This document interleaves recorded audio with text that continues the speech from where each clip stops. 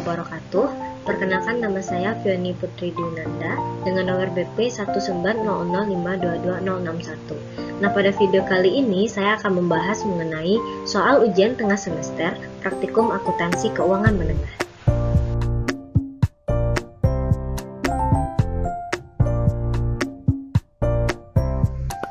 Soal yang pertama yaitu pada tanggal 31 Desember 2020, perusahaan jasa laundry Niki menyajikan data sebagai berikut. Nah, dapat kita lihat tabel neraca saldo setelah penyesuaian yang tertera pada layar. Yang diminta yaitu laporan laba rugi, laporan perubahan ekuitas, dan laporan posisi keuangan per 31 Desember 2020. Jawaban yang pertama yaitu untuk laporan laba rugi. Laporan laba rugi adalah bagian dari laporan keuangan suatu perusahaan yang dihasilkan pada suatu periode akuntansi yang menjabarkan unsur-unsur pendapatan dan beban perusahaan sehingga menghasilkan suatu laba bersih. Nah, laba bersih ini didapat dengan mengurangi pendapatan dengan total beban. Berikut laporan laba rugi perusahaan jasa laundry Niki untuk periode yang berakhir pada 31 Desember 2020 yang disajikan dalam ribuan rupiah. Pendapatan jasanya seperti yang sudah diketahui pada soal yaitu sebesar 24.915. Lalu beban-beban yang akan diuraikan sebagai berikut. Beban gaji sebesar 7.920, beban sewa 1.820, beban iklan 1.115, beban lain-lain 794, beban perlengkapan 1.570, beban asuransi 315, dan yang terakhir beban penyusutan peralatan sebesar 1.810. Jadi didapat total bebannya yaitu sebesar 15.344. Untuk mencari labanya dengan mengurangi pendapatan dengan total beban, yaitu 24.915 dikurang dengan 15.344, dan didapatlah labanya sebesar 9.571. Selanjutnya yaitu untuk laporan perubahan ekuitas. Laporan perubahan modal atau ekuitas adalah laporan keuangan yang dihasilkan perusahaan untuk menggambarkan peningkatan atau penurunan aktiva bersih dan kekayaan selama periode tertentu. Nah, berikut laporan perubahan ekuitas perusahaan jasa laundry Niki untuk periode yang berakhir pada 31 Desember 2020 yang disajikan dalam ribuan rupiah. Modal awal seperti yang sudah diketahui pada soal yaitu sebesar 17.112. Ditambah dengan laba yang sudah dicari tadi yaitu sebesar 9.571 dikurangi dengan prive 1.250, maka didapat kenaikan modalnya yaitu 8.321. Modal akhirnya yaitu dengan menambahkan modal awal dengan kenaikan modal yaitu 17.112 ditambah dengan 8.321. Didapatlah modal akhirnya sebesar 25.433.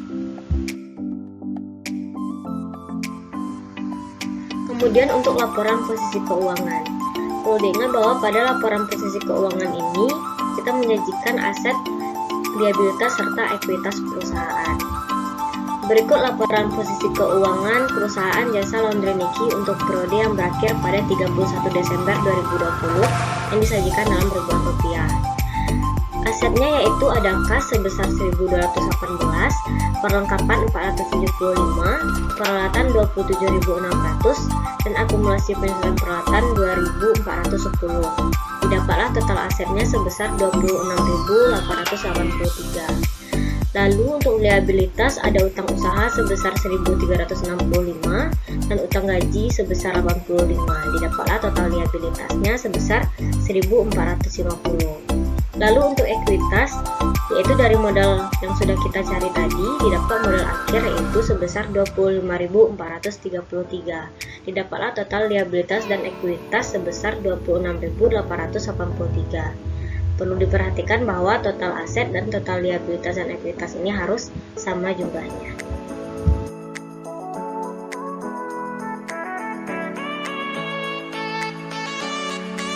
Soal yang kedua yaitu berikut adalah versi singkat laporan posisi keuangan komparatif Beyond Corporation selama 2 tahun terakhir pada tanggal 31 Desember, yaitu dalam jutaan rupiah. Nah, dapat kita lihat pada tabel yang tertera pada layar. Informasi tambahannya yaitu investasi dijual dengan kerugian besar 7.000. Tidak ada peralatan yang dijual Dividen tunai yang dibayarkan adalah 50.000 dan laba bersih 160.000. Yang diminta yaitu buatlah laporan arus kas selama tahun 2020 untuk Yun Corporation. Yang pertama yang perlu dicari yaitu peningkatan dan penurunannya. Dapat dilihat tabel yang tertera pada layar. Investasi pada tahun 2019 sebesar 74.000, sementara itu pada tahun 2020 sebesar 52.000. Berarti di sini investasi mengalami penurunan sebesar 22.000. Lalu peralatan pada tahun 2019 sebesar 240.000, pada tahun 2020 sebesar 298.000. Berarti peralatan mengalami peningkatan sebesar 58.000. Selanjutnya ada akumulasi penyusutan. Di tahun 2019 sebesar 89.000, di tahun 2020 sebesar 106.000. Berarti akumulasi penyusutan mengalami peningkatan sebesar 17.000. Lalu ada piutang usaha pada tahun 2019 sebesar 185.000, pada tahun 2020 sebesar 180.000. Berarti piutang usaha mengalami penurunan sebesar 5.000. Lalu ada kas pada tahun 2019 sebesar 78.000, pada tahun 2020 sebesar 157.000. Berarti kas mengalami peningkatan sebesar 79.000. Lalu modal pada tahun 2019 sebesar 160.000, pada tahun 2020 juga 160.000, berarti modal tidak ada peningkatan ataupun penurunan. Selanjutnya saldo laba pada tahun 2019 sebesar 177.000, pada tahun 2020 sebesar 287.000. Berarti saldo laba mengalami peningkatan sebesar 110.000. Lalu yang terakhir ada liabilitas jangka pendek. Pada tahun 2019 sebesar 151.000, pada tahun 2020 sebesar 134.000.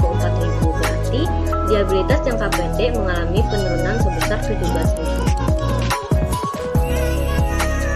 Selanjutnya yang dilakukan yaitu memasukkan angka yang sudah diketahui pada soal dan angka-angka yang sudah dicari tadi pada laporan arus kas. Berikut tabel laporan arus kasnya. Laporan arus kas Yun Corporation untuk periode yang berakhir pada 31 Desember 2020 dalam jutaan rupiah.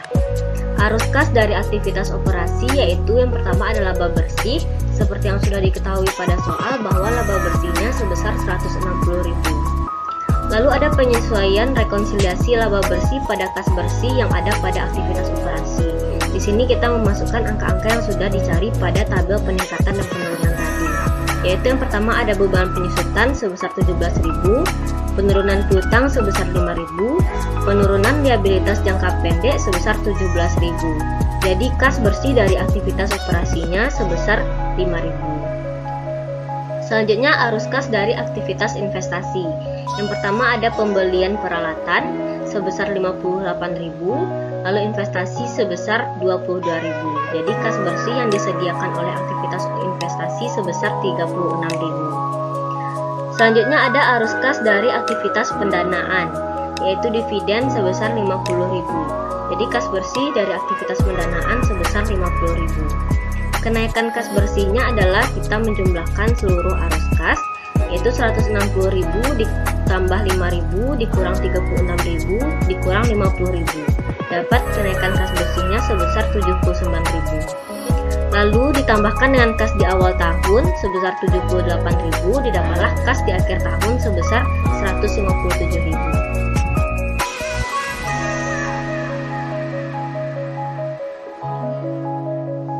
Berikutnya yaitu untuk soal nomor 3. Berikut adalah informasi yang berkaitan dengan akun piutang dari Itaewon Inc. selama tahun berjalan 2020. A. Daftar umur piutang pada tanggal 31 Desember 2020 adalah sebagai berikut. Dapat dilihat tabel yang tertera pada layar. Keterangannya yaitu penghapusan nilai piutang sebesar 3.240 terkait dengan kategori 91 sampai 120 hari. B.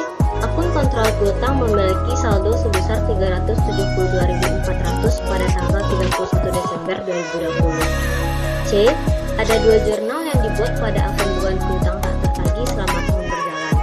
Debit pada tanggal 31 Desember untuk jumlah yang dikreditkan ke akun penyisihan piutang tak tertagih dan kredit sebesar 3.240 pada 3 November 2020 dan didebit ke penyisihan piutang tidak tertagih karena kebangkrutan. A. Penyisihan piutang tidak tertagih adalah sebagai berikut.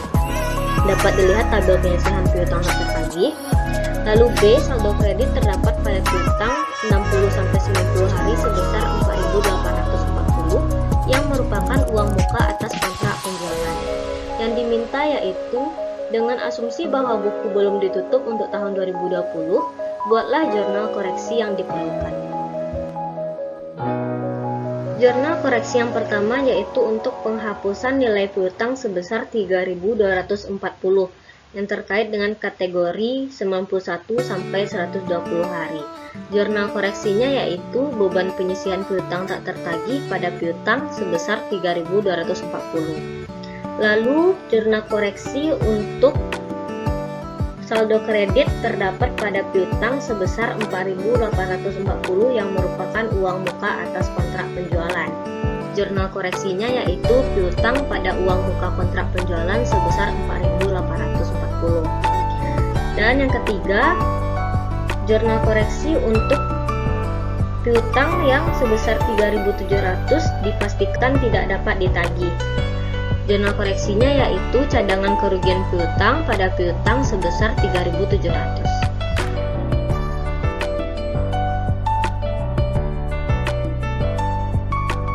Selanjutnya soal nomor 4. Street Company menggunakan sistem persediaan periodik. Informasi berikut tersedia untuk bulan Juni ketika perusahaan menjual sejumlah 600 unit. Nah, dapat kita lihat tabel yang tertera pada soal. Yang diminta yaitu hitunglah persediaan per 30 Juni dan beban pokok penjualan bulan Juni dengan menggunakan metode rata-rata. Bulatkan gaya per unit sampai 2 digit desimal. Jawabannya yaitu yang pertama kita perlu mencari total persediaan. Total persediaannya didapat yaitu 1.150 unit. Lalu total biaya dengan mengalihkan jumlah unit dikali biaya per unit.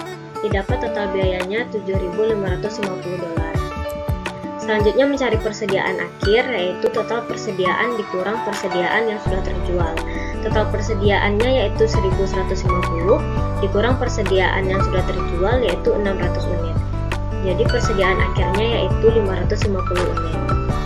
Selanjutnya nilai persediaan akhir yaitu persediaan akhir dikali total biaya dibagi total persediaan. Didapat nilai persediaan akhirnya $3.610. Selanjutnya mencari beban pokok penjualan, yaitu dengan barang tersedia untuk dijual dikurang persediaan akhir. Barang tersedia untuk dijualnya yaitu $7.550 dikurang $3.610. Didapat beban pokok penjualan sebesar $3.939. Sekian dulu pembahasan pada video kali ini. Terima kasih sudah menyaksikan dan mohon maaf apabila ada kekurangan dan kesalahan. Wassalamualaikum warahmatullahi wabarakatuh.